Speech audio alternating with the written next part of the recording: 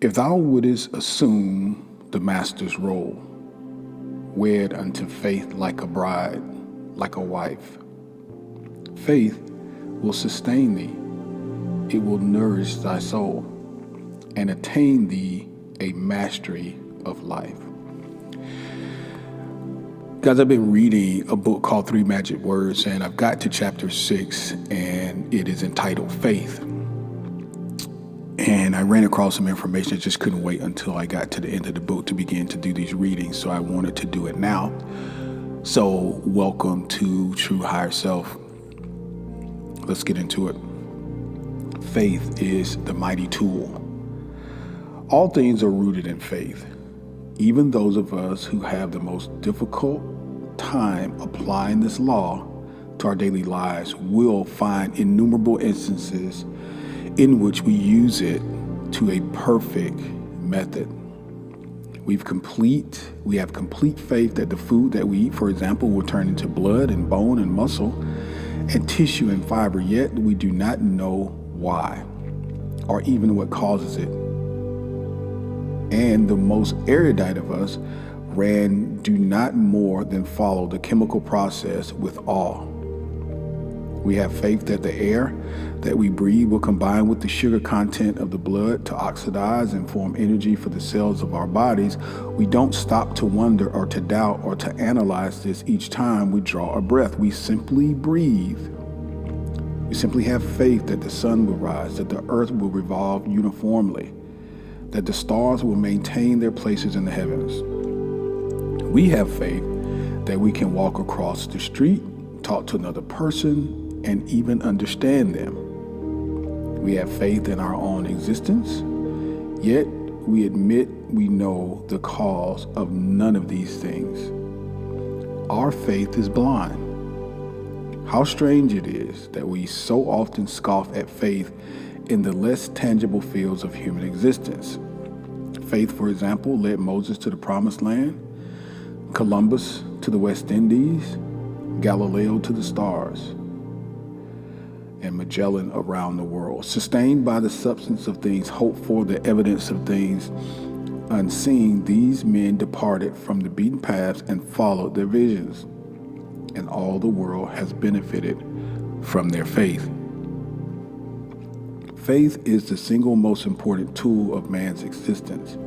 And in order to thoroughly understand this, let's return again to the nature of a dual mind. So let me break from the reading here and just explain to you what we've talked about so far here in the book. Heavy emphasis on the power of subconscious mind. And here on the channel, we talk so much about subconscious mind, the power of the subconscious mind. We're going to talk about it more. Faith applied to the subconscious mind in a single sentence would be most proficient in the impression of the subconscious mind. We talked about the conscious mind being the gatekeeper. In other words, what thoughts are allowed to go past further to the subconscious, what thoughts are thwarted at the door or turned around. We want to impress upon our subconscious mind only the things that we want to experience. Normally we've called these things good, and the things that we don't want to experience, we call them bad or evil. So in that context, what are you allowing to go into your subconscious mind? Well, once we become familiar with or generate an idea of something that we want to experience, whether it's a new home, a new relationship, a new career, faith, which is why we're talking about it today. Faith is the idea of further cementing this and impressing your subconscious mind so that you will experience it in your physical reality. Everything begins in mind. Studies have shown that the subconscious mind belongs to all people, all persons, and all things, and all of it belongs to any one of them. So in other words, there's only mind, there's only one. We tend to think that we have our thoughts and someone else has different thoughts, but really there's only mind. Why? Because there's only God. And we are in individual bodies, but we really are all one. We have further seen that this mind is the substance from which all things are made. It's the intelligence that permeates all creation. And its total and infinite effort is to become something in the physical world. That's the whole goal, is to become something in the physical world. What this mind becomes, we have seen, can only be the result of a thought or a conception placed in the subconscious mind. Subconscious mind takes each conception given to it, and it attempts to make this conception manifested in the physical world. We've observed that the subconscious mind cannot reason inductively. In other words, by itself, it cannot arrive at a law by knowing a circumstance. It simply receives what you give it. Whatever premise is given to it, it becomes law, and it begins to create it into a physical actuality. The subconscious mind is dynamically a motor. Whatever premise is impressed upon it, it must create. It cannot know a premise without following this knowledge with creation. This is its law and nature and most apparent function. Thus, it can be seen that every circumstance and thing and form in the entire universe is the result of a conception in the universal subconscious mind, or another way of saying that, the mind of God. We further seen that each being is a result of infinite subconscious mind, becoming a number of finite things in order to better know itself. So Anderson's resolve here is that he believes the mission of this universal subconscious mind, or the mind of God, or source, or God himself or herself, the goal is to know itself. And so the division or the individuality of spirit into persons, into people, is a way of experiencing through the five senses itself. So that's the only way that God can really experience or know himself, is through forgetting who he is, becoming people, and having experiences through five sensory data: touch, taste, feel, smell. These are ways of experiencing. And it cannot know itself as something infinite, but only by becoming something finite, which is us, people. And thus it is constantly becoming a vast number of things. If you look around the world, there's so many things, so many things. The intelligent faculty built up in each of these things is what we have termed conscious mind. And it is the subconscious mind's sole link with specific time and specific place. To illustrate, the subconscious mind is a vast intelligence without end, and each conscious mind is like a sense organ keeping this intelligence informed as to the happenings in any particular place at any particular time. Whatever conclusion the conscious mind forwards to the subconscious mind, the latter immediately returns in physical reality. For the law of its nature is to become whatever it knows. Thus, our thoughts are turned into things, and we can neither start nor stop the process. We can only control our thinking. I wanted to bring this to you today because it's so incredibly important for you to know that you are in control of your thinking. Therefore, you can be in control of the experiences that you have in this life, at this level, on this plane. So many times, people are beset by depression and mental illness because they believe that they are not in control. And saying control from the standpoint of understanding that we are really just vessels through which the universe experiences itself, and we're not controlling our lives per se, but we can control our thoughts. We'll project the positivity or the negativity of our lives. And I just think, so many people are dealing with so many things. It's just important to put some power back into people and to allow people to know that they are more than what they seem or appear to be. Because we're individualized and you live over there and I live over here, we appear to be different. We have different skin colors and different ethnicity and different,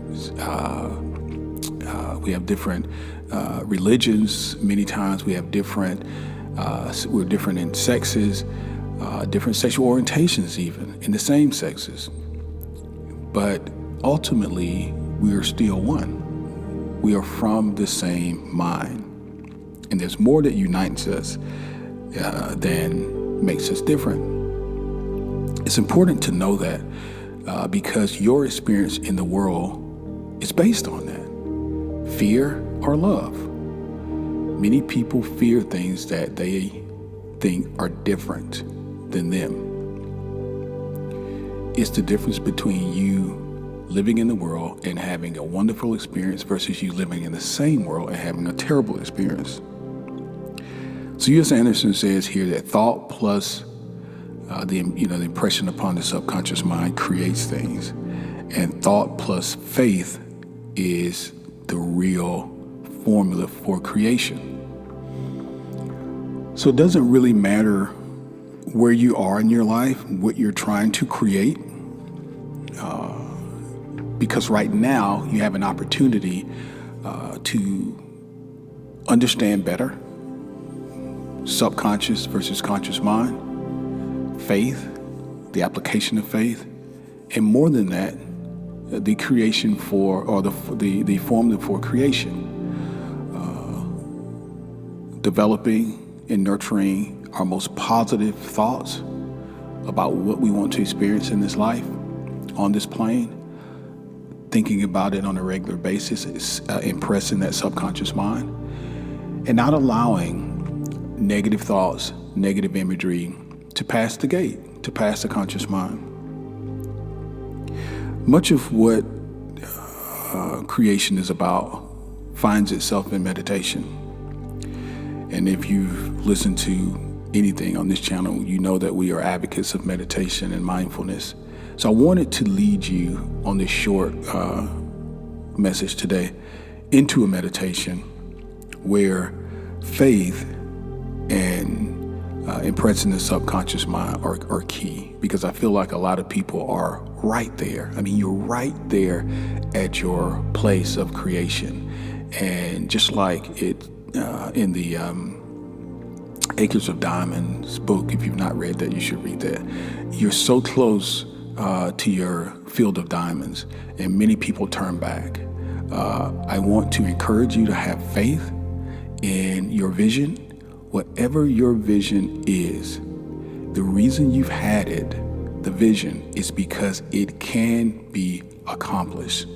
You would not receive a vision for your entrepreneurship, for your relationship, for your weight loss, for your family, for your career. Whatever your vision is, it's taken a little while longer than you intended or thought it would be. I'm encouraging you to continue to have faith. That's the entire reason why I wanted to post this today, to encourage you to have faith. I'm going to lead you through a short meditation just to reset and revitalize, and be certain. Think of nothing else but your vision. Don't accept any other thoughts other than the potentiality of it occurring and of it coming into the existence. So take a few breaths and center yourself. Do the best you can to close out any additional thoughts. Try to find yourself a quiet place and sit erect. And let's just take 5 minutes to focus on our visions and apply or reapply faith to those visions.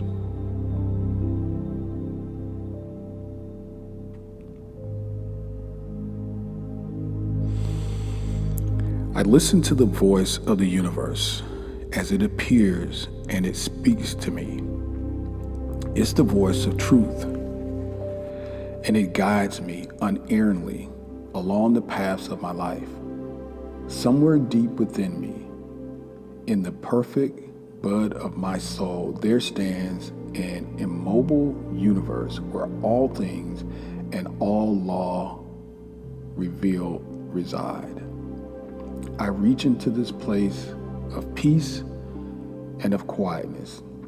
I hearken to the voice of my heart. I close my eyes and I sense a living, a breathing universe dwelling within me, and I dwelling in it. I am one with all people and all life and all things. I move in accordance with divine law. All the limitless power of creation, it's mine. It's mine to draw upon. For it is in me and one with me, and I am a part of it. The answer comes with the question. The path is lighted with the first step. The way is cleared with the looking. The goal, it's in sight with my desire. I know that I am fulfilling the fondest wish of God, for I place myself in His hands, taking each step of my life boldly and strongly. For it is God who prompts me, and it's He who moves me with assuredness. I see tomorrow, for I know today, and this day is the Father for tomorrow. The things of my life are the children of my thoughts, and my thoughts of today are even now hearing the children of tomorrow. All that is good I desire. All that is evil I refuse to accept. By attaining, I do not deprive. All that is and ever will be is available to every man, every woman. He need only ask, and it shall be given. I now bind myself to the power for good that surges heavenward all around me. The limits and inhibitions of my past are all gone. Each day is a new birth of my soul. Each day is another step on a journey to oneness with my source and with God. I do not seek. I know. I do not strive. I am guided. Guys, thank you for joining me today on Things Our True Higher Self. It is, those are awesome words from Eunice Anderson. And play this over and over again. There are a number of meditations I'm going to come back and I'm just going to give you some every day until I'm done with this book because it's that powerful. The three magic words, in case you're wondering, are you are God. You are God. This is why this works. because when we understand who we are, we're able to achieve things that are godlike because you are God. Thank you so much, guys.